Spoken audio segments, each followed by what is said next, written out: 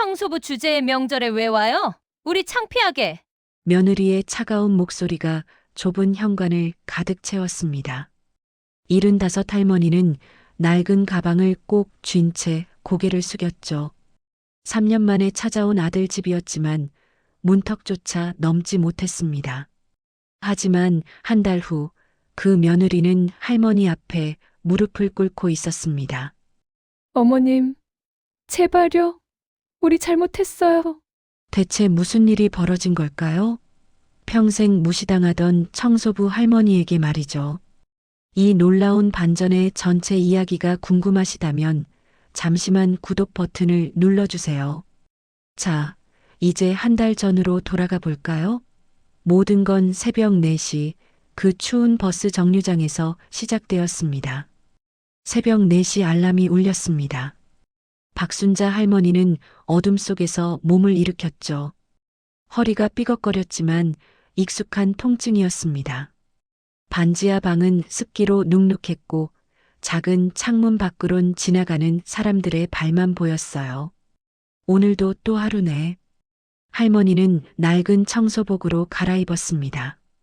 20년을 입어서 색이 바랜 파란 작업복이었죠. 거울을 보니 75세월이 고스란히 얼굴에 새겨져 있었습니다. 주름진 손으로 머리를 빗으며 할머니는 작은 한숨을 내쉬었어요. 냉장고를 열자 김치와 계란 2개가 전부였습니다. 월세 40만 원을 내고 나면 생활비가 빠듯했거든요.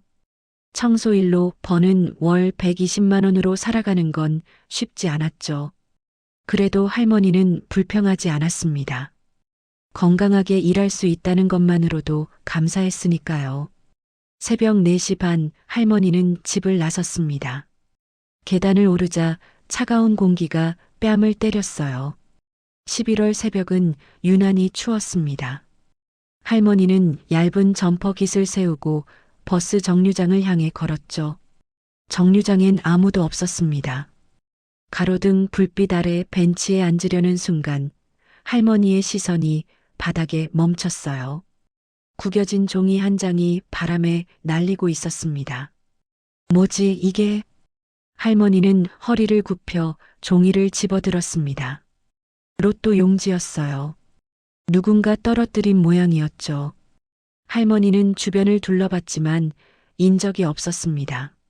새벽 버스를 기다리는 사람도 지나가는 행인도 없었어요. 주인이 찾으러 오겠지. 할머니는 로또를 가방에 넣었습니다. 혹시 모르니까 며칠 보관하다가 정류장 게시판에 붙여놓으면 되겠다고 생각했죠. 할머니에게 남의 물건은 언제나 소중한 것이었습니다. 비록 로또 한 장이지만 그것도 누군가의 희망일 테니까요. 버스가 왔습니다. 텅 빈 차 안에서 할머니는 구석 자리에 앉았어요. 창밖으론 아직 잠든 도시가 스쳐 지나갔습니다. 30분을 달려 도착한 곳은 강남의 한 대형 빌딩이었죠. 박사원님, 오늘도 일찍이시네요. 경비 아저씨가 반갑게 인사했습니다. 할머니는 환하게 웃으며 고개를 숙였어요. 네, 항상 감사합니다. 할머니는 지하 청소 도구실로 내려갔습니다. 낡은 청소 카트를 꺼내고 걸레와 세제를 챙겼죠. 20층 건물 전체를 청소하는 일은 결코 쉽지 않았습니다. 하지만 할머니는 한 번도 게을리한 적이 없었어요. 1층부터 차근차근 청소를 시작했습니다. 바닥을 닦고 유리창을 닦고 화장실을 정리하고 쓰레기를 모았죠. 허리는 아팠지만 할머니는 묵묵히 일했습니다. 누가 보든 안 보든 할머니는 항상 최선을 다했어요. 점심시간이 되자 할머니는 옥상으로 올라갔습니다. 편의점에서 산 1,000원짜리 삼각김밥을 먹으며 서울 하늘을 바라봤죠. 구름 한 점 없는 맑은 하늘이었습니다. 민수는 잘 지내고 있을까? 할머니의 입에서 아들 이름이 흘러나왔습니다. 마지막으로 통화한 게 언제였는지 기억도 안 났어요. 3년 전 명절에 찾아갔다가 며느리 눈치에 일찍 나온 게 마지막이었죠. 그 후론 연락이 없었습니다. 손자 준호는 대학생이 됐을 텐데 얼굴도 까맣게 잊어버린 지 오래였어요. 할머니는 씁쓸한 미소를 지었습니다. 자식이 잘 살면 됐지. 뭐 더 바라겠냐고 스스로를 위로했죠. 오후 청소를 마치고 퇴근 시간이 됐습니다. 할머니는 지친 몸을 이끌고 버스 정류장으로 향했어요. 집에 가서 라면이나 끓여 먹어야겠다고 생각하며 걷고 있었죠. 그때 문득 가방 속 로또가 생각났습니다. 일주일이 지났는데도 아무도 찾으러 오지 않았거든요. 할머니는 걸음을 멈추고 로또를 꺼내봤습니다. 혹시 당첨이라도 됐나? 그냥 궁금해서 편의점에 들렀습니다. 젊은 아르바이트생에게 로또를 건네며 조심스럽게 물었어요. 이거 당첨 확인 좀 해주시겠어요? 아르바이트생은 기계에 로또를 넣었습니다. 그리고 다음 순간 그의 눈이 휘둥그레졌죠. 어머니, 이거. 할머니는 멍하니 화면을 바라봤습니다. 화면엔 숫자들이 가득했는데 그 옆에 한글이 또렷하게 적혀 있었어요. 1등 당첨 마이너스 45억 원. 할머니의 손이 떨리기 시작했습니다. 45억이라니 상상도 할 수 없는 돈이었죠. 하지만 동시에 할머니의 가슴은 무거워졌습니다. 이건 내 돈이 아니니까요. 주인을 찾아야 하는데. 할머니는 로또를 꼭 쥐고 편의점을 나섰습니다. 머릿속이 복잡했어요. 45억이면 평생 일해도 벌 수 없는 돈이었습니다. 하지만 할머니에겐 선택의 여지가 없었죠. 이건 내 것이 아니었으니까요. 그런데 집에 돌아와서도 할머니는 고민에 빠졌습니다. 일주일 동안 주인을 찾았는데 아무도 나타나지 않았거든요. 경찰서에 신고해야 할까? 아니면 더 기다려야 할까? 그날 밤 할머니는 잠을 이루지 못했습니다. 45억이라는 숫자가 머릿속을 떠나지 않았어요. 이 돈이 있으면 아들에게 짐이 되지 않을 수 있을 텐데, 손자에게 용돈도 줄 수 있을 텐데, 그런 생각들이 꼬리를 물었습니다. 하지만 할머니는 고개를 저었습니다. 아무리 생각해도 이건 내 돈이 아니었어요. 양심을 속일 순 없었죠. 그런데 이틀 후 할머니는 결국 한 통의 전화를 걸었습니다. 떨리는 손으로 누른 번호는 바로 아들 민수의 전화번호였죠. 3년 만에 거는 전화였습니다. 신호음이 길게 울렸고 할머니의 심장도 그만큼 빠르게 뛰었습니다. 과연 아들은 전화를 받을까요? 신호음이 5번 울렸습니다. 할머니는 끊어야 하나 고민했지만 6번째 신호음에서 전화가 연결됐어요. 여보세요? 아들 민수의 목소리였습니다. 3년 만에 듣는 목소리였지만 낯설 정도로 차가웠죠. 민수야, 나 엄마다. 할머니의 목소리는 떨렸습니다. 아들은 잠시 침묵하더니 짜증 섞인 한숨을 내쉬었어요. 엄마 왜요? 지금 회의 중인데. 그 말에 할머니의 가슴이 철렁 내려앉았습니다. 역시나 반갑지 않은 전화였던 거죠. 하지만 할머니는 용기를 냈어요. 그게 엄마가 로또를 주었는데 말이야. 로또요? 그게 왜요? 민수의 목소리엔 관심이 전혀 없었습니다. 할머니는 숨을 한 번 크게 들이쉬고 말했죠. 1등에 당첨된 로또야. 45억. 순간 전화기 너머가 조용해졌습니다. 너무 조용해서 할머니는 전화가 끊긴 줄 알았어요. 그런데 10초쯤 지나자 민수의 목소리가 다시 들려왔습니다. 아까와는 완전히 다른 목소리였죠. 엄마, 45억이요? 그래, 근데 이게 주운 거라서. 엄마 지금 어디세요? 집이세요? 민수의 목소리는 급해졌습니다. 할머니는 어리둥절했지만 대답했어요. 응, 집에 있는데. 제가 지금 바로 갈게요. 엄마, 거기서 움직이지 마세요. 전화가 끊겼습니다. 할머니는 멍하니 전화기를 내려다봤어요. 방금 무슨 일이 벌어진 건지 실감이 나지 않았습니다. 3년 동안 한 번도 찾아오지 않던 아들이 지금 바로 온다니 할머니는 가슴이 두근거렸죠. 1시간 후 초인종이 울렸습니다.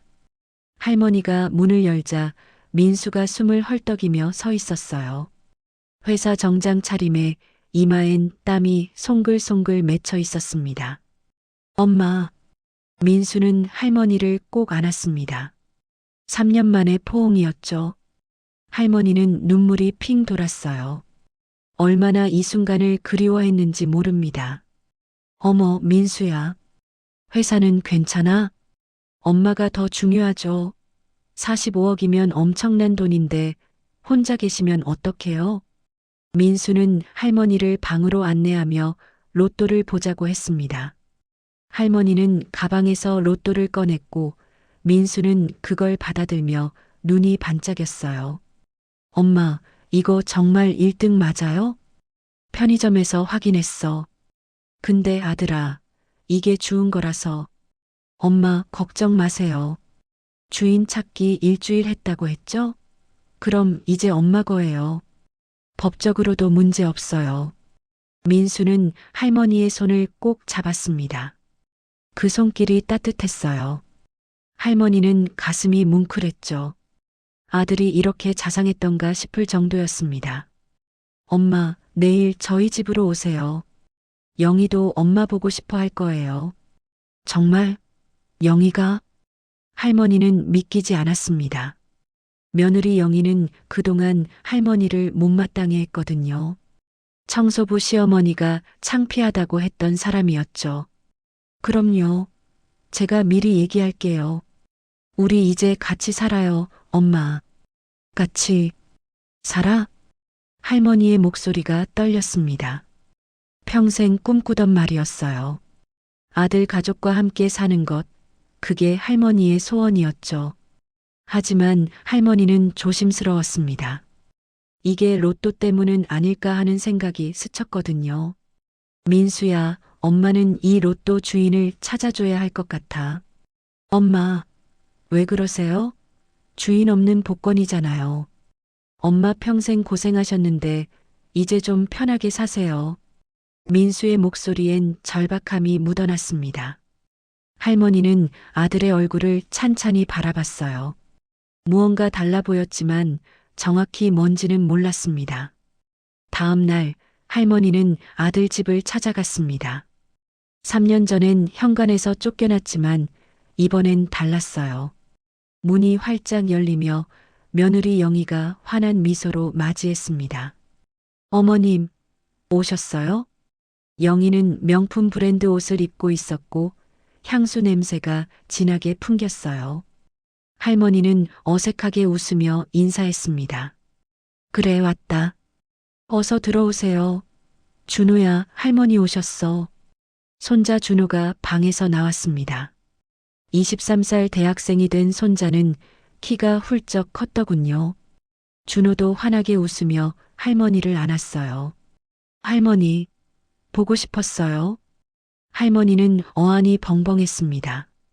3년 전엔 할머니를 본 척도 안 하던 손자였는데 오늘은 먼저 안아주다니요.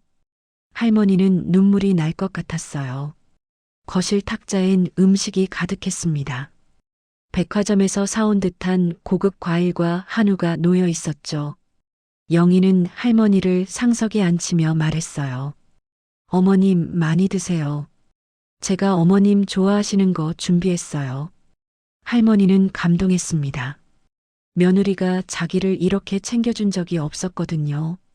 옛말에 가난한 집 제사에 조카 온다더니 돈만 생기면 사람이 달라지는구나 싶었죠. 하지만 할머니는 그 생각을 떨쳐냈습니다. 아니야, 애들이 반성한 거겠지. 그동안 엄마한테 못했던 걸 미안해하는 거라고 스스로를 달랬어요. 식사를 마치자 민수가 조심스럽게 말을 꺼냈습니다. 엄마, 로또 수령은 언제 하실 거예요? 글쎄, 아직 생각 중이야. 엄마, 빨리 받으세요. 당첨금은 1년 안에 받아야 해요. 그리고 은행에서 절차도 복잡하니까 제가 같이 가드릴게요. 민수의 눈빛이 간절했습니다. 할머니는 고개를 끄덕였지만 마음 한구석이 불편했어요. 왜 아들이 이렇게 급해하는지 이해가 안 됐습니다. 그날 밤 할머니는 아들 집에서 묵게 됐습니다. 오랜만에 폭신한 이불에 누웠지만 잠이 오지 않았어요. 머릿속이 복잡했죠. 새벽 2시쯤 할머니는 물을 마시러 일어났습니다. 거실을 지나가는데 안방에서 목소리가 들렸어요. 민수와 영희가 대화를 나누고 있었습니다. 할머니는 발걸음을 멈췄습니다. 무심코 귀를 기울이게 됐죠. 그리고 그 순간 할머니는 차가운 진실과 마주하게 됩니다. 여보, 45억이면 우리 인생 완전히 바뀌는 거야. 민수의 목소리였습니다. 할머니는 안방 문 앞에 멈춰 섰어요. 가슴이 철렁 내려앉았죠. 그러게요. 빨리 받아내야 하는데 어머님이 자꾸 주인 찾는다고 하시잖아요. 영희의 목소리엔 조급함이 묻어났습니다. 할머니는 숨을 죽이고 귀를 기울였어요. 내일 은행 같이 가자고 해야겠어.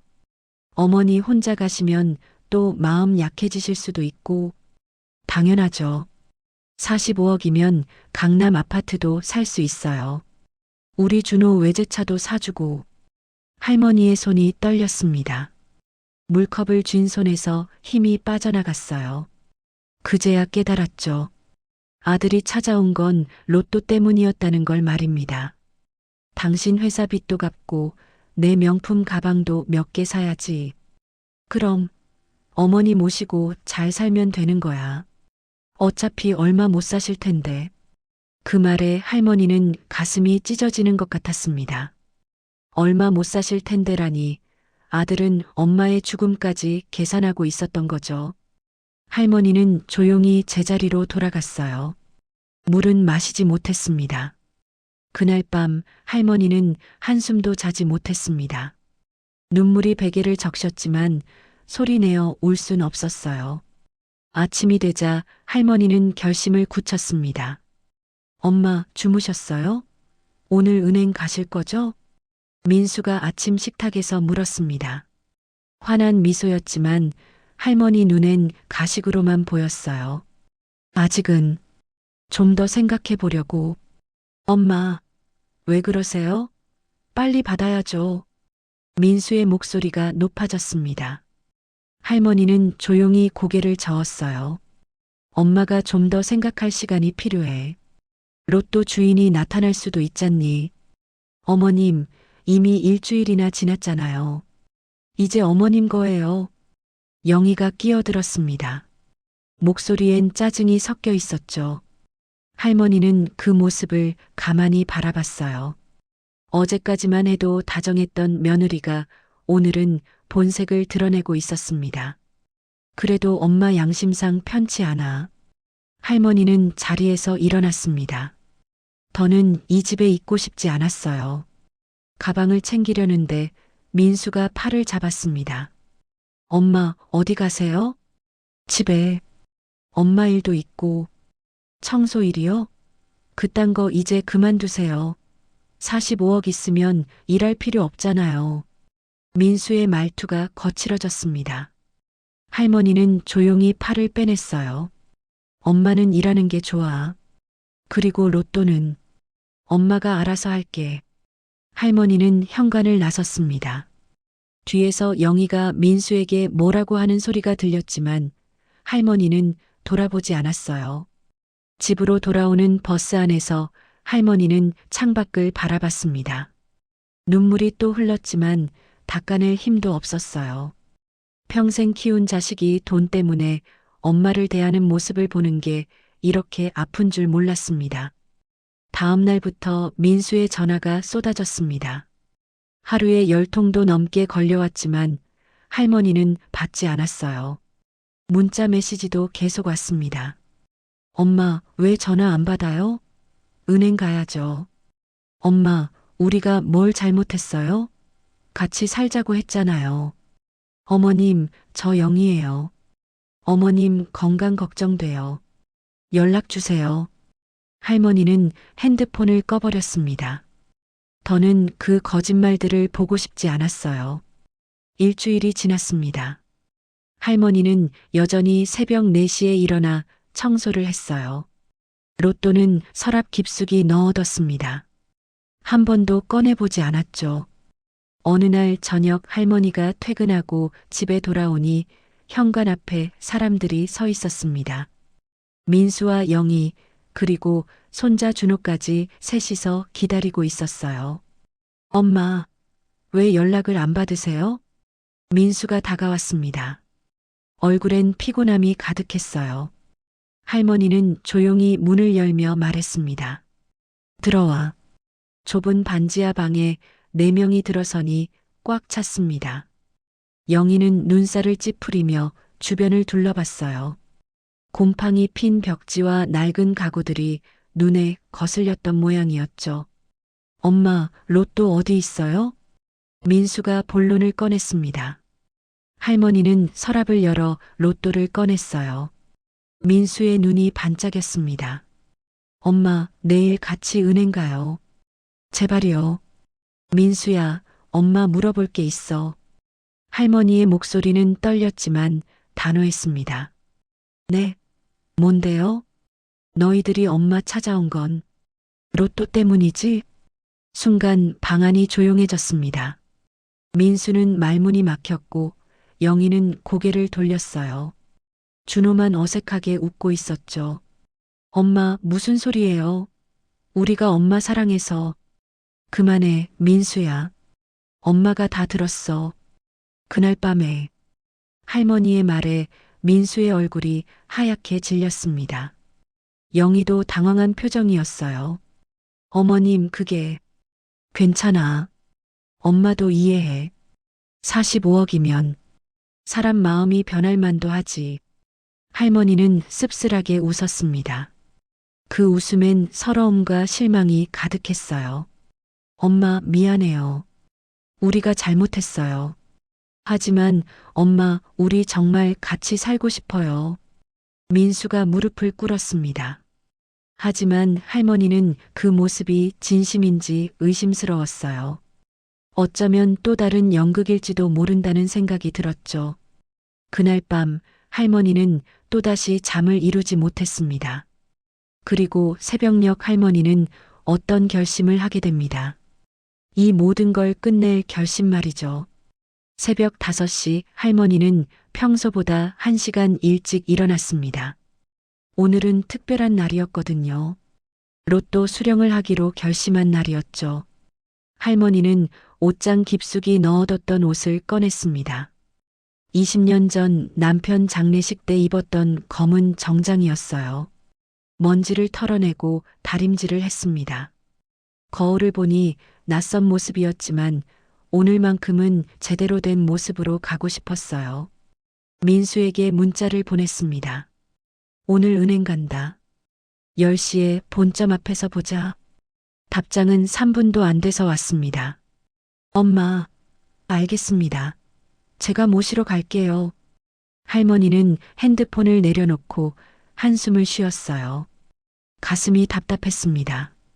오늘 하려는 일이 옳은 건지 확신이 서지 않았거든요. 아침 9시 할머니는 집을 나섰습니다. 버스를 타고 은행이 있는 강남으로 향했어요. 차창 밖으론 출근하는 사람들이 바쁘게 움직이고 있었습니다. 할머니는 그들을 보며 생각했죠. 저 사람들도 다들 돈 때문에 사는 건가, 돈이 없으면 가족도 소용없는 건가 하고요. 은행 앞에 도착하니 민수 가족이 벌써 와 있었습니다. 셋 다 단정한 옷차림이었어요. 민수는 정장을 차려입었고 영희는 명품 가방을 들고 있었습니다. 준호도 깔끔한 셔츠를 입고 서 있었죠. 엄마, 오셨어요?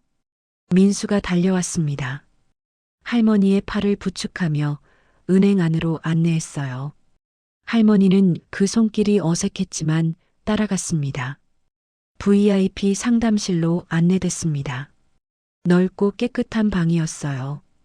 은행 직원이 공손하게 인사했습니다. 어르신, 로또 당첨 축하드립니다. 신분증과 로또 용지 확인하겠습니다. 할머니는 가방에서 로또와 신분증을 꺼냈습니다. 직원이 확인하더니 고개를 끄덕였어요. 1등 당첨 맞으십니다. 세금 떼고 실수령액은 32억 1천만 원입니다. 민수의 눈이 반짝였습니다. 영희는 손으로 입을 막으며 기뻐했어요. 준호도 환하게 웃고 있었죠. 하지만 할머니의 표정은 굳어 있었습니다. 어르신, 수령 계좌 알려주시면 바로 입금 도와드리겠습니다. 직원이 말했습니다. 그때 민수가 끼어들었어요. 저기요, 제 계좌로 입금해 주시면 안 될까요? 어머니 연세도 있으시고 관리가 어려우실 것 같아서요. 할머니는 민수를 바라봤습니다. 아들의 얼굴엔 기대감이 가득했어요. 영희도 고개를 끄덕이며 거들었습니다. 맞아요. 어머님, 저희가 잘 관리해 드릴게요. 필요하신 거 있으면 언제든지 드리고요. 할머니는 입술을 깨물었습니다. 속담에 낱말은 새가 듣고 반말은 쥐가 듣는다더니 정말 사람 마음속은 알 수 없는 거였어요. 아니야. 엄마 계좌로 받을 거야. 할머니의 목소리는 단호했습니다. 민수의 얼굴이 굳었어요. 엄마, 왜 그러세요? 저희 믿으시죠? 믿고 안 믿고의 문제가 아니야. 엄마 돈은 엄마가 관리할 거야. 할머니는 직원에게 통장을 건넸습니다. 청소일하며 10년 넘게 쓴 통장이었어요. 잔액은 87만 원이었습니다. 이 계좌로 넣어주세요. 네, 알겠습니다. 직원이 컴퓨터를 두드리기 시작했습니다. 민수와 영희는 서로 눈빛을 주고받았어요. 불만이 가득한 표정이었죠. 10분 후 입금이 완료됐습니다. 직원이 통장을 건네며 말했어요. 입금 완료됐습니다. 잔액이 32억 1,087만 원이십니다. 할머니는 통장을 받아들었습니다. 숫자가 가득한 통장을 보니 현실감이 없었어요. 평생 처음 보는 금액이었죠. 엄마, 축하해요. 이제 편하게 사실 수 있겠네요. 민수가 억지로 웃으며 말했습니다. 하지만 할머니는 그 웃음이 진심이 아니라는 걸 알았어요. 상담실을 나와 은행 로비에 섰습니다. 영희가 조심스럽게 말을 꺼냈어요. 어머님, 저희 근처 백화점에 괜찮은 아파트 분양 상담하러 갈까요? 요즘 좋은 매물 나왔거든요. 아파트? 네. 어머님 모시고 저희랑 같이 살려면 큰 집이 필요하잖아요. 40평대 정도면 딱 좋을 것 같아요. 영희의 목소리엔 기대감이 묻어났습니다. 할머니는 고개를 저었어요. 아니야. 엄마는 지금 사는 곳이 좋아. 어머님, 반지하가 뭐가 좋아요? 이제 돈도 있는데 좋은 데서 사세요. 영희의 목소리가 높아졌습니다. 민수도 거들었어요. 엄마, 우리 다 같이 살면 좋잖아요. 32억이면 강남 아파트도 살 수 있어요. 할머니는 두 사람을 번갈아 보았습니다. 그들의 눈엔 오직 돈만 보였어요.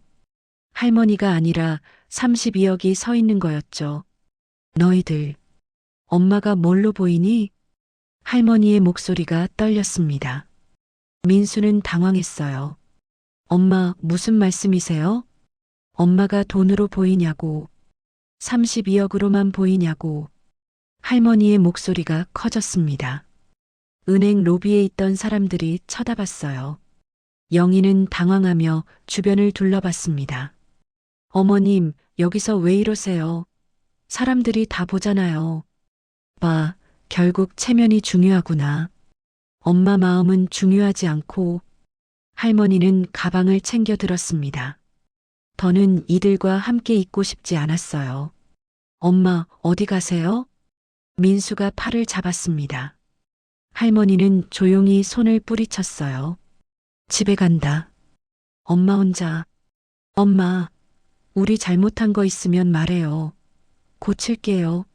민수의 목소리엔 절박함이 묻어났습니다. 하지만 할머니는 돌아보지 않았어요. 그냥 걸어 나갔습니다. 은행을 나서는 할머니의 뒷모습을 보며 민수는 주먹을 불끈 쥐었습니다. 그리고 그날 저녁 민수 가족은 더욱 큰 계획을 세우기 시작하는데 그날 밤부터 민수의 전화는 더욱 집요해졌습니다. 하루에 20통도 넘게 걸려왔어요. 문자 메시지는 100개가 넘었죠. 엄마, 제발 전화 좀 받아요. 어머님, 저희가 정말 잘못했어요. 용서해 주세요. 할머니, 나 준호예요. 할머니 보고 싶어요. 할머니는 핸드폰을 보며 한숨만 내쉬었습니다. 이들의 진심은 어디에도 없었어요. 오직 32억만 보일 뿐이었죠. 사흘째 되는 날 민수 가족이 또 찾아왔습니다. 이번엔 과일 바구니와 고급 한정식까지 들고 왔어요. 할머니는 문을 열어주지 않았습니다. 엄마, 문 좀 열어줘요. 우리 얘기 좀 해요. 민수가 문을 두드렸습니다. 할머니는 방 안에서 가만히 앉아 있었어요. 마음이 무거웠지만 문을 열 순 없었습니다. 어머님, 제발요. 우리 진짜 반성했어요. 영희의 목소리도 들렸습니다. 하지만 할머니는 꿈쩍도 하지 않았어요. 1시간쯤 지나자 그들은 포기하고 돌아갔습니다. 다음 날 아침 할머니는 평소처럼 새벽 4시에 일어났습니다. 청소일을 나가려는데 현관문 앞에 편지 봉투가 놓여 있었어요. 민수가 놓고 간 모양이었죠. 할머니는 봉투를 열었습니다. 편지 한 장과 서류 몇 장이 들어 있었어요. 엄마, 이건 우리 회사 빚 독촉장이에요. 5천만 원을 이번 달 안에 갚아야 해요. 안 그러면 제가 해고될 수도 있어요. 엄마, 제발 도와주세요. 저 정말 절박해요. 할머니는 독촉장을 보았습니다. 정말로 5천만 원의 빚이 있었어요. 민수가 거짓말을 한 건 아니었죠. 하지만 할머니는 씁쓸했습니다. 결국 돈이 필요해서 찾아온 거였으니까요. 그날 저녁 할머니는 오랜만에 동네 성당을 찾았습니다. 30년을 다닌 성당이었어요. 신부님은 할머니를 반갑게 맞이했습니다.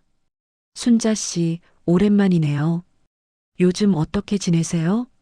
신부님, 저 상담 좀 하고 싶은데요. 할머니는 신부님께 모든 이야기를 털어놨습니다. 로또를 주운 것, 아들 가족이 돌변한 것, 자신이 느끼는 실망과 아픔까지 다요. 신부님은 조용히 듣고 있었어요. 순자 씨, 그 로또가 정말 순자 씨 것인가요? 신부님의 질문에 할머니는 고개를 숙였습니다. 모르겠어요, 신부님. 주운 거니까. 제 양심엔 무거워요. 그럼 주인을 찾아주는 게 맞지 않을까요? 하느님께서 보시기엔 그게 옳은 일일 거예요. 신부님의 말에 할머니는 눈물을 흘렸습니다. 맞는 말이었어요. 할머니도 그게 옳다는 걸 알고 있었죠. 하지만 아들을 돕고 싶은 마음도 있었습니다. 신부님, 근데 제 아들이 빚이 있어요. 제가 도와줘야 하지 않을까요? 순자 씨, 진짜 사랑은 돈으로 사는 게 아니에요. 아들이 순자 씨를 정말 사랑한다면 돈이 없어도 찾아왔을 거예요. 신부님의 말이 가슴에 꽂혔습니다. 할머니는 그제야 깨달았어요. 자신이 원하는 건 돈이 아니라 진짜 사랑이었다는 걸 말이죠. 성당을 나와 집으로 돌아오는 길, 할머니는 결심을 굳혔습니다. 로또 주인을 찾아주기로 말이에요. 그게 옳은 일이었으니까요. 하지만 문제가 있었습니다. 어떻게 주인을 찾을 것인가 하는 거였죠. 할머니는 일주일 동안 버스 정류장에 공고문을 붙였지만 아무도 나타나지 않았어요. 그러던 어느 날 할머니가 청소하던 빌딩 이사장이 할머니를 불렀습니다. 60대 후반의 이사장은 항상 할머니에게 친절했어요. 박사원님, 잠깐 제 사무실로 오시겠어요? 할머니는 긴장하며 이사장실로 갔습니다. 혹시 청소를 잘못한 게 있나 걱정이 됐어요. 앉으세요. 차 한잔 하시죠. 이사장이 직접 차를 따라줬습니다. 할머니는 어색하게 자리에 앉았어요. 박사원님, 30년 동안 우리 빌딩 청소해 주셨죠? 네, 이사장님. 덕분에 잘 일하고 있습니다. 항상 성실하시고 정직하시더라고요. 새벽같이 나오셔서 밤늦게까지 일하시는 모습 잘 봤습니다. 할머니는 고개를 숙였습니다. 칭찬이 부끄러웠어요. 사실 오늘 부른 건 다른 이유가 있어요. 이사장은 서랍에서 무언가를 꺼냈습니다. 할머니는 눈이 커졌어요. 그건 바로 로또 구매 영수증이었습니다. 이거 혹시 박사원님이 주우신 로또 아닌가요? 이사장의 말에 할머니는 입을 다물지 못했습니다. 로또 주인이 나타난 거였어요. 그것도 바로 이사장이었죠. 이사장님이 주인이세요? 네. 한 달 전에 버스 정류장에서 떨어뜨렸어요. 그런데 당첨 확인도 못하고 잃어버렸더라고요. 할머니의 손이 떨렸습니다.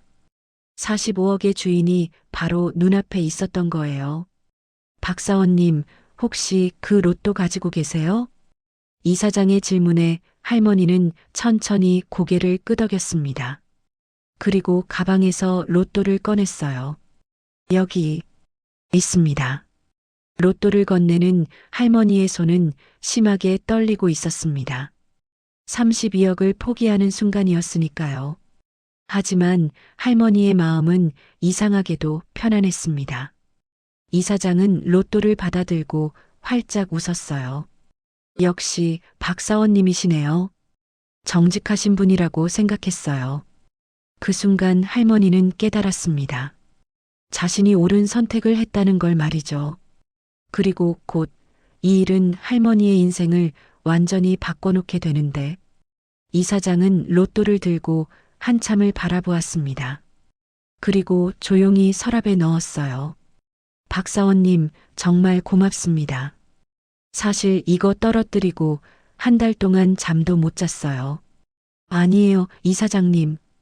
당연한 일을 했을 뿐입니다. 할머니는 담담하게 대답했습니다. 마음 한구석이 허전했지만 후회는 없었어요. 박사원님, 한 가지 여쭤봐도 될까요? 네, 말씀하세요.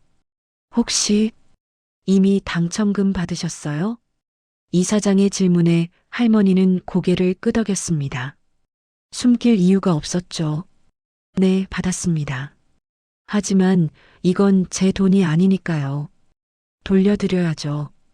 그럼 32억을 다시 저한테? 네, 당연하죠. 할머니의 목소리는 단호했습니다. 이사장은 할머니를 한참 바라보았어요. 그의 눈엔 감동이 가득했죠. 박사원님, 세상에 이런 분이 계시다니. 정말 존경스럽습니다. 이사장은 자리에서 일어나 할머니께 깊이 인사했습니다. 할머니는 당황했어요. 이사장님, 왜 그러세요? 아닙니다. 제가 박사원님께 절을 해야 마땅합니다. 32억을 포기하신 거잖아요. 저는 그냥 옳은 일을 했을 뿐이에요. 할머니의 말에 이사장은 고개를 끄덕였습니다. 그리고 다시 서랍을 열었어요. 박사원님, 제가 답례를 하고 싶습니다. 이건 제 마음이니 꼭 받아주세요. 이사장이 건넨 건 수표였습니다. 할머니는 깜짝 놀랐어요. 5억 원이라고 적혀 있었거든요. 이사장님, 이건 너무 큰 돈이에요. 아닙니다. 32억을 생각하면 작은 금액이죠. 그리고 박사원님, 30년 동안 성실하게 일하신 것에 대한 보너스이기도 합니다. 하지만 박사원님, 콩 심은 데 콩 나고 팥 심은 데 팥 난다고 했잖아요. 선행에는 복이 따르는 법입니다. 꼭 받으세요. 이사장의 말에 할머니는 눈물이 핑 돌았습니다. 5억이면 평생 벌어도 모을 수 없는 돈이었어요. 할머니는 떨리는 손으로 수표를 받았습니다. 감사합니다, 이사장님. 제가 더 감사하죠. 그리고 박사원님, 이제 그만 쉬세요. 75의 새벽 청소는 너무 힘드시잖아요. 할머니는 고개를 저었습니다. 아니에요. 일하는 게 좋아요. 일이 있어야 사는 보람이 있거든요. 그럼 좀 더 편한 일로 바꿔드릴게요. 낮 시간대 관리 업무는 어떠세요? 할머니는 감사하며 고개를 숙였습니다. 이사장의 배려가 고마웠어요. 그날 저녁 할머니는 집으로 돌아와 5억 원 수표를 한참 바라봤습니다. 꿈만 같았어요. 로또는 포기했지만 오히려 더 큰 복을 받은 거였죠. 할머니는 민수에게 전화를 걸었습니다. 3년 만에 할머니가 먼저 거는 전화였어요. 민수는 한 번에 받았습니다. 엄마, 왜 이제야 전화하세요? 민수야, 엄마가 할 얘기가 있어. 네, 말씀하세요. 민수의 목소리엔 기대감이 가득했습니다. 아마 로또 이야기를 할 거라고 생각한 모양이었어요. 로또 주인이 나타났어. 네. 전화기 넘어가 조용해졌습니다. 할머니는 담담하게 말을 이었어요. 주운 로또였잖니. 주인한테 돌려줬어. 엄마, 무슨 소리예요? 32억을 그냥 돌려줬다고요? 민수의 목소리가 떨렸습니다. 분노와 실망이 섞인 목소리였죠. 그래. 그게 옳은 일이니까. 엄마 미쳤어요? 32억이에요. 우리 평생 벌어도 못 보는 돈을. 민수야, 그 돈은 우리 거 아니었어. 남의 돈이었다고. 남의 돈이든 뭐든 받으신 거잖아요. 왜 돌려줘요? 민수의 목소리가 커졌습니다. 할머니는 가슴이 아팠어요. 아들이 이렇게까지 돈에 눈이 먼 줄 몰랐거든요. 그럼 엄마, 이제 우린 어떡하라고요? 제 빚은요? 준호 등록금은요? 민수야, 너희들 돈 없어도 잘 살았잖니. 엄마 없을 때도 잘만 살았고. 할머니의 말에 민수는 욕설을 내뱉었습니다. 정말 한심하시네요. 엄마는 이제 우리 모르는 사람이에요. 전화가 끊겼습니다. 할머니는 핸드폰을 내려놓고 한숨을 쉬었어요. 예상했던 반응이었지만 직접 들으니 너무 아팠습니다. 다음 날부터 민수 가족의 연락은 완전히 끊겼습니다. 문자도 전화도 방문도 없었어요. 할머니는 쓸쓸했지만 이게 현실이라는 걸 받아들였습니다. 일주일이 지났습니다. 할머니는 평소처럼 일하며 살았어요. 5억은 은행에 그대로 넣어뒀습니다. 쓸 일도 없었고 굳이 손 뗄 필요도 없었거든요. 어느 날 저녁 할머니는 오래된 상자를 꺼냈습니다. 30년 전부터 보관해온 상자였어요.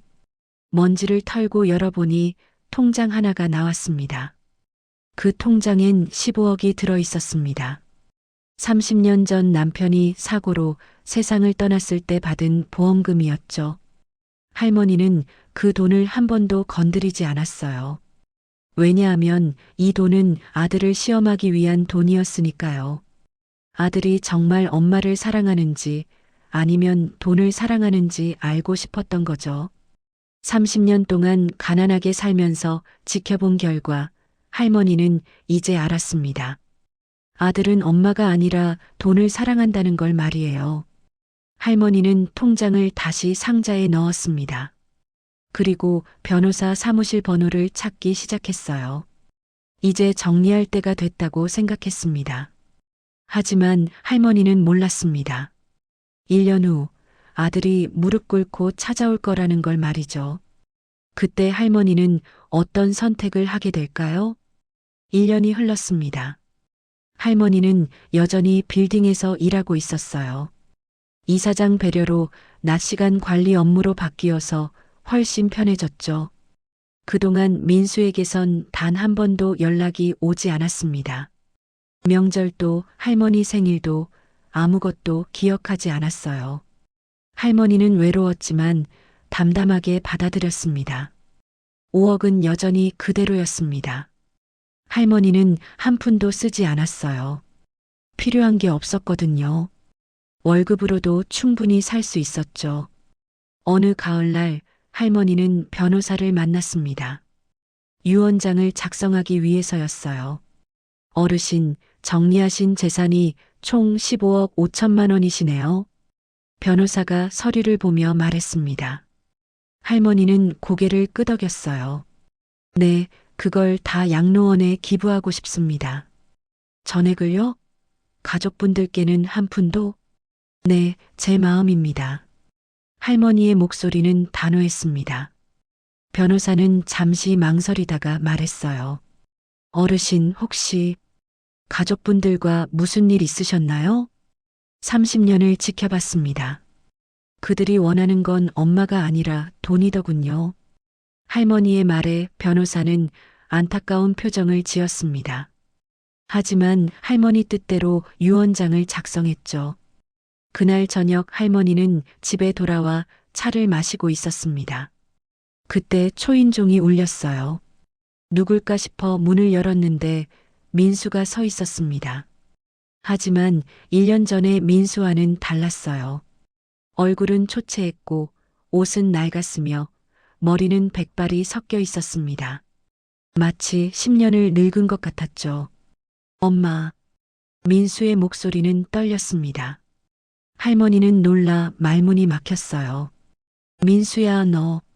엄마, 들어가도 될까요? 할머니는 문을 열어줬습니다. 민수는 천천히 방으로 들어왔어요. 그리고 할머니 앞에 무릎을 꿇었습니다. 엄마, 제가 정말 잘못했습니다. 민수의 눈에서 눈물이 흘러내렸습니다. 진짜 눈물이었어요. 1년 전에 거짓 눈물과는 달랐죠. 민수야, 무슨 일이야? 할머니는 당황했습니다. 민수는 고개를 숙인 채 말했어요. 엄마, 저 회사에서 잘렸어요. 빚도 못 갚아서 신용불량자 됐고요. 뭐라고? 그리고 영희가 저 떠났어요. 이혼했습니다. 민수의 목소리는 떨렸습니다. 할머니는 가슴이 철렁했어요. 준호는 엄마 따라갔어요. 저한테 실망했대요. 민수는 손으로 얼굴을 감쌌습니다. 어깨가 떨리고 있었어요. 1년 동안 정말 지옥 같았어요, 엄마. 아무것도 없으니까. 모두가 저를 떠났어요. 민수야. 그제야 깨달았어요.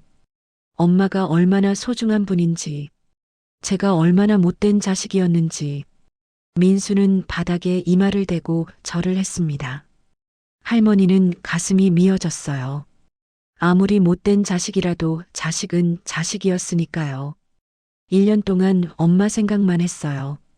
엄마가 새벽 4시에 일어나서 청소하시던 거, 월세 40만 원 내려고 아끼시던 거 다 기억나요.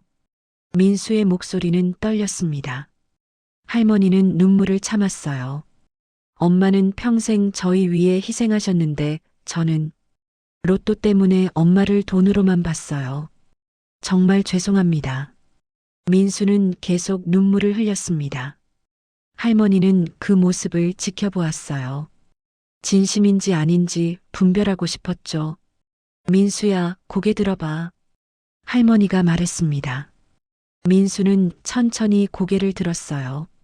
눈은 빨갛게 충혈되어 있었고 뺨은 눈물로 범벅이었습니다. 너 진심이니? 네, 엄마. 진심이에요. 이제야 정신 차렸어요. 민수의 목소리는 간절했습니다. 할머니는 민수의 얼굴을 한참 바라봤어요. 그리고 조용히 물었습니다. 만약 엄마한테 돈이 하나도 없어도 너는 엄마를 찾아왔겠니?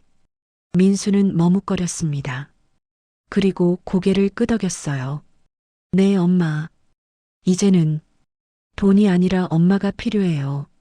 제가 살아갈 이유는 돈이 아니라 가족이라는 걸 이제야 알았어요. 할머니는 눈물을 흘렸습니다. 30년을 기다린 말이었어요. 아들이 진짜 깨달음을 얻은 거였죠. 엄마, 용서해 주세요. 다시 시작할 기회를 주세요. 저, 이제 제대로 된 아들이 되고 싶어요. 민수는 다시 바닥에 이마를 대며 절했습니다. 할머니는 떨리는 손으로 민수의 머리를 쓰다듬었어요. 민수야, 일어나거라. 할머니의 목소리는 부드러웠습니다. 민수는 천천히 일어났어요. 고생 많았구나, 얘야. 할머니는 민수를 끌어안았습니다. 1년 만에 포옹이었죠. 민수는 할머니 품에서 아이처럼 울었습니다. 엄마, 사랑해요. 엄마도 사랑한다, 아들. 두 사람은 한참을 그렇게 안고 있었습니다. 그리고 할머니는 결심했어요. 이제 진실을 말해줄 때가 됐다고 말이죠. 민수야, 엄마가 할 얘기가 있어. 앉아봐. 할머니는 민수를 앉히고 오래된 상자를 꺼냈습니다. 그 안엔 15억이 든 통장과 변호사 사무실에서 받은 유언장 초안이 들어 있었죠. 이게 뭐예요, 엄마? 민수가 물었습니다. 할머니는 통장을 꺼내 민수에게 보여줬어요. 이건 30년 전 내 아버지가 남긴 보험금이야. 민수의 눈이 커졌습니다. 통장 잔액을 보고 입을 다물지 못했어요. 15억? 그 순간 민수는 깨달았습니다. 엄마가 30년 동안 가난하게 산 이유를, 자신을 시험한 이유를 말이죠. 그리고 민수는 다시 한번 무릎을 꿇게 됩니다. 민수는 통장을 보며 온몸이 떨렸습니다. 15억이라는 숫자가 믿기지 않았어요. 엄마, 이게 정말, 그래, 30년 동안 한 번도 안 쓰고 그대로 뒀어. 할머니의 말에 민수는 고개를 떨궜습니다. 엄마가 30년 동안 반지하에서 청소 일을 하며 산 이유를 이제야 알았으니까요. 엄마가 저를 시험하신 거였군요. 민수의 목소리는 떨렸습니다. 할머니는 고개를 끄덕였어요. 그래, 내가 진짜 엄마를 사랑하는지, 돈을 사랑하는지 알고 싶었어. 아빠 보험금 받고 나서 사람들이 달라지더라. 친척들도 친구들도 모두 돈 때문에 다가왔지. 할머니는 창밖을 바라보며 말을 이었어요. 그래서 엄마는 결심했어. 너만은 그러지 말아야겠다고. 돈이 아니라 사람을 보는 아이로 키우고 싶었어. 엄마. 근데 엄마가 실패했나 봐. 로또 이야기하자마자 내가 달라졌을 때 엄마는 정말 마음이 아팠어. 할머니의 눈에서 눈물이 흘러내렸습니다. 민수도 울고 있었어요. 죄송해요, 엄마. 제가 정말 못된 자식이었어요. 민수는 다시 무릎을 꿇었습니다. 이번엔 진심이었어요. 돈 때문이 아니라 정말 용서를 구하는 마음이었죠. 엄마, 이 돈, 저는 필요 없어요. 그냥 엄마가 편하게 쓰세요. 저는 이제 제 힘으로 살고 싶어요. 민수의 말에 할머니는 놀랐습니다. 1년 전에 민수라면 절대 못할 말이었거든요. 정말이니? 네, 엄마. 1년 동안 정말 많이 깨달았어요. 돈 없으니까 모두가 떠났지만 그게 오히려 축복이었어요. 진짜 소중한 게 뭔지 알게 됐으니까요. 민수는 할머니 손을 잡았습니다. 엄마, 저 다시 시작할게요. 빚도 제가 갚을게요. 시간 걸리겠지만 제 힘으로 일어설게요. 그러니까 그냥 제 엄마로 계셔주세요. 할머니는 민수를 끌어안았습니다. 이게 바로 30년을 기다린 순간이었어요. 아들이 진짜 어른이 된 순간이었죠. 고생 많았구나, 얘야. 이제 괜찮아. 할머니는 민수의 등을 토닥였습니다. 그리고 조용히 말했어요. 민수야, 사실 엄마가 유언장을 썼어. 유언장이요? 민수는 고개를 들었습니다. 할머니는 서류를 꺼내 보여줬어요. 이 돈 전부를 양로원에 기부하기로 했었어. 너희들한테는 한 푼도 안 주려고. 민수는 서류를 보며 고개를 끄덕였습니다. 당연하죠, 엄마. 저희가 그럴 자격이 없잖아요. 하지만 오늘 내가 달라진 걸 봤어. 진심으로 깨우친 것 같더라. 할머니는 유언장을 찢었습니다. 민수는 깜짝 놀랐어요. 엄마, 왜 그러세요? 엄마가 다시 쓸 거야. 하지만 조건이 있어. 할머니는 민수를 똑바로 바라봤습니다. 이 돈의 절반은 양로원에 기부할 거야. 7억 5천만 원. 가난한 어르신들을 위해 쓰이겠지. 네, 좋아요. 그리고 나머지 절반. 7억 5천만 원은 내게 줄게. 엄마. 민수는 손을 저었습니다. 하지만 할머니는 단호했어요. 들어봐. 조건이 있다니까. 이 돈은 내가 쓰는 게 아니야. 그럼요. 이 돈으로 작은 가게를 차려. 그리고 거기서 일자리 없는 어르신들을 고용해. 청소일, 식당일 뭐든 좋아. 월급 제대로 주고 존중하면서 일하게 해줘. 할머니의 말에 민수는 눈을 크게 떴습니다.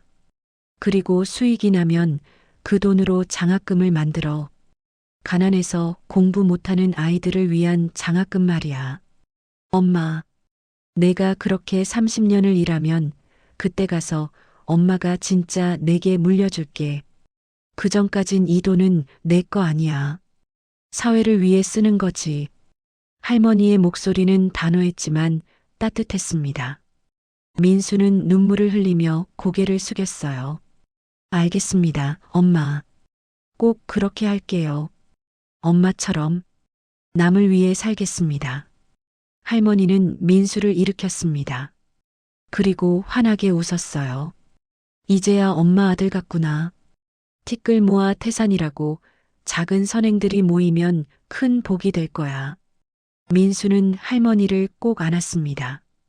두 사람은 한참을 그렇게 안고 있었어요. 그날 밤 민수는 할머니 집에서 묵었습니다. 좁은 반지하였지만 어느 호텔보다 따뜻했어요. 할머니가 라면을 끓여줬고 두 사람은 마주 앉아 먹었습니다. 엄마, 이 라면 정말 맛있네요. 민수는 진심으로 말했습니다. 할머니는 환하게 웃었어요. 그래, 그럼 내일도 해줄게. 네, 엄마. 앞으로 자주 올게요. 아니, 매일 올게요. 그래라, 얘야. 석 달 후, 민수는 작은 식당을 차렸습니다. 일자리 없는 어르신 5분을 고용했어요. 할머니도 그곳에서 일했습니다. 더는 새벽 청소가 아니라 낮에 편하게 일하는 거였죠. 식당은 소문이 나기 시작했습니다. 어르신들이 정성껏 만드는 밥이라고요. 손님들이 줄을 섰어요. 1년 후 민수는 장학금을 만들었습니다. 박순자 장학재단이라는 이름으로요. 가난한 학생 10명에게 등록금을 지원했습니다. 할머니는 행복했습니다. 아들이 정말 달라졌거든요. 이제 돈이 아니라 사람을 보는 아들이 됐어요. 어느 일요일 오후 손자 준호가 찾아왔습니다. 영희와 이혼한 후 준호는 엄마 집에 살고 있었는데 할머니 소식을 듣고 온 거였죠. 할머니, 죄송해요. 준호도 무릎을 꿇었습니다. 할머니는 손자를 일으켰어요. 괜찮아, 얘야. 다 지난 일이야. 할머니, 저도 아빠처럼 다시 시작하고 싶어요. 할머니는 준호를 꼭 안아줬습니다. 가족이 다시 모인 거였어요. 그날 저녁 식당 문을 닫고 세 사람은 함께 밥을 먹었습니다. 할머니가 만든 된장찌개와 김치, 그리고 따뜻한 밥이었어요. 엄마, 이 맛. 어릴 때 먹던 그 맛이에요. 민수가 말했습니다. 할머니는 웃으며 대답했어요. 그래, 엄마 손맛은 안 변하지. 준호도 밥을 한 숟가락 떠먹으며 눈물을 흘렸습니다. 할머니, 저 이제야 깨달았어요. 진짜 소중한 게 뭔지.